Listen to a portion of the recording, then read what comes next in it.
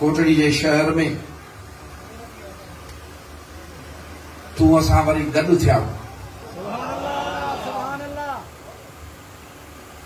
मुंहिंजे कामिल अकमल मुर्शिद मशहूर नाले साईं जी जमायत भी गॾु थी आहे। असल में हे सुती ॾिनल ई मशहूर नाले साईं जी आहे। इहा सुती साईं करीम सल्लल्लाहु अलैहि वसल्लम जे मुहब्बत ऐं अदब जी आहे, जेका पंहिंजे जमायत खे हिन कामिल अकमल मुर्शिद ॾिनी आहे। अल्लाह ताला पंहिंजी मोकिलियल रहमत, अल्लाह ताला जी मोकिलियल रहमत कहिड़ी, वमा अरसलनाक इल्ला रहमतल लिल आलमीन, पंहिंजी मोकिलियल रहमत मां तव्हांखे असांखे असांजा जेके दामन आहिनि उमेदुनि जा उन्हनि खे माला माल करण जे लाइ वरी हे मौक़ो इनायत फरमायो। हयाती वफ़ा कई, जिंदगानीअ खे मोहलत मिली, मौत जा ॾींहं पोइते हटिया। ये ॿई शयूं कंहिंजे वस में न आहिनि। अल्लाह पाक जे हथ मुबारक में जो हे ईद सईद जो मौक़ो वरी असां मिली सघिया हूं ऐं इन मौक़े खे मल्हाए रहिया आहियूं। हे ॾींहुं रबीउल अव्वल शरीफ जो, हे महीनो मुतबर्रिक रबीउल अव्वल शरीफ जो, या 12 तारीख़ रबीउल अव्वल शरीफ वारी, असां इन्ही जे मट कंहिंखे सम्झंदा ई न आहियूं, न कंहिं ॾींहं खे न कंहिं ॿी शइ खे। इहा अदब वारनि जो दस्तूर आहे, आशिकनि जो दस्तूर आहे। पहिरियां पहिरियां आशिक उहे थी जन ईमान वारी अख सां मदीने जे साईं खे ॾिठो। इहे सबक उन्हनि ॾिना।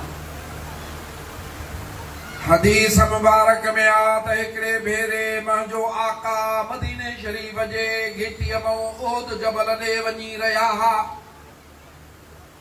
रस्ते में कंहिं असहाबी सगोरे जो घर आहे, उते तशरीफ फरमा थिया। पाणीअ जी घुर करण फरमायऊं, उन पाणीअ जी खली खणी ॾिनी। खली, उते कूलर कोन आहे, खलियूं पाणी जूं भरे रखंदा। पाण पंहिंजो नूरानी मुंहुं मुबारक लब मुबारक उन खलीअ सां लॻाए पाणी मुबारक नोश फरमायो। पोइ खली उनखे मोटाए ॾिनो।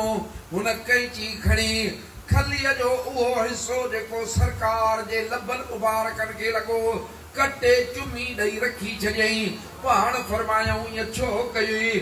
चयईं तुंहिंजा लब मुबारक लॻा त हाणे ॿिए जा चप सही न सघंदो मांसि। माना उन खलीअ जे उन हिसे जो शान में वॾो सम्झई न। पर अञा इश्क अदब जा सबक जेके सहाबा किराम ॾिनासे अञा वॾा आहिनि, वधियल आहिनि। पाण हिकिड़े भेरे वज़ू करण फरमायो अथऊं। वज़ू करे वज़ूअ जो पाणी ॾिनो अथऊं त हिन खे काथे वञी हारे अचो। उहे जो पिया त उहो पाणी खणी सभिनी पंहिंजे मुंहनि मुबारकनि खे मलियो, हेठि न रखियो।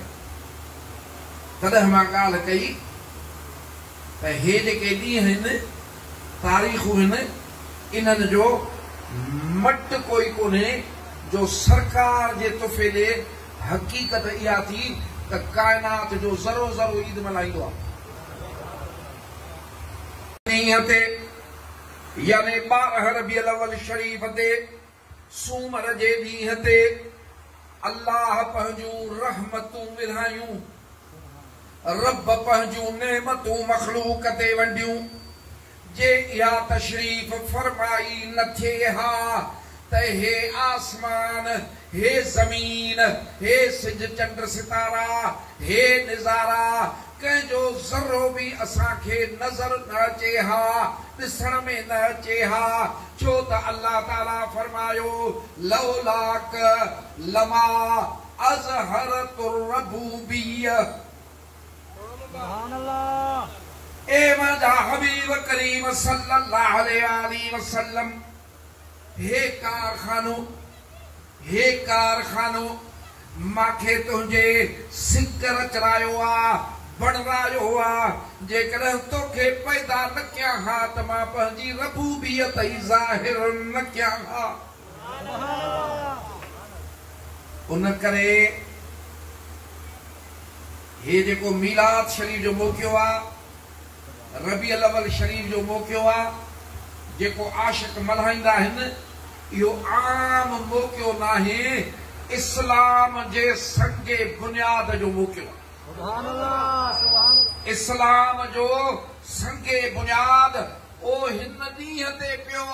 हे जेको ॾींहुं हा मुंहिंजा सुहिणा, हे तमाम वॾो ॾींहुं हा, हे जंहिंखे असां ईद करे मल्हाईंदा आहियूं।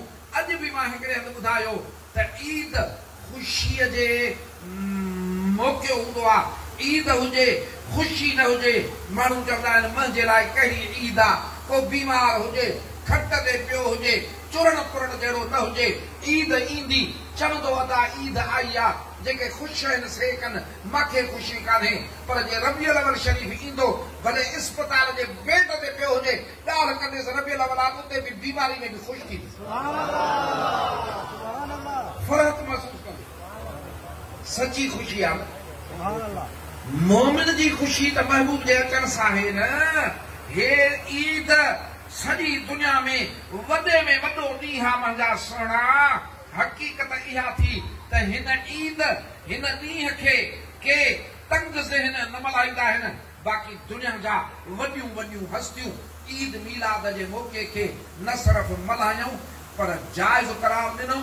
पर ईअं करे सम्झो त रब जे रहमत जे वठण जो भी मौक़ो करार ॾिनऊं।